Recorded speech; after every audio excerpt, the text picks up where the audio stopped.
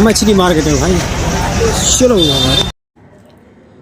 तो हम आ गइल बानी समयपुर बादली में मछरी मार्केट के आसपास, ठीक ना। तो दिल्ली में बानी अभी हम।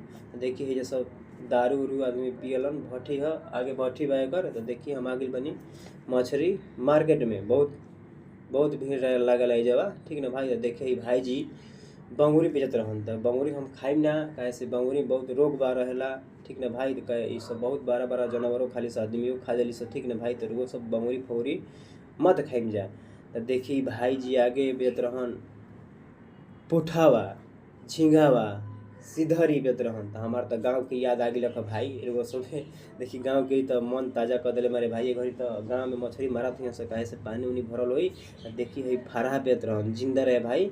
मछली का पता हमारा नाम रहे, मछली के नाम पता ना रहे, ठीक ना भाई।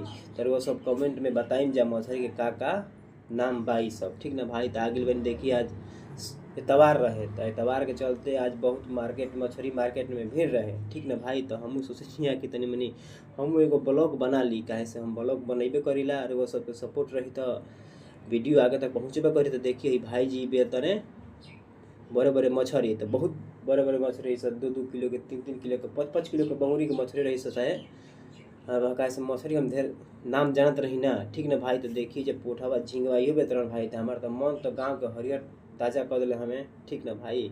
तो हम आगे बढ़ गई हम लोग सके देखिए भाई जी 5-5 किलो के दवाई से फरहा फरहा भाई कहने कौन मछली सब और पता नहीं के।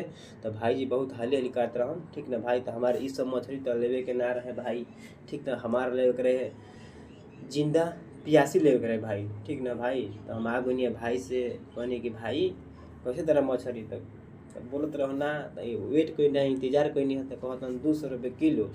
तो कहनी कि भाई हमारा के ढेर ना 800 ग्राम तौल दो।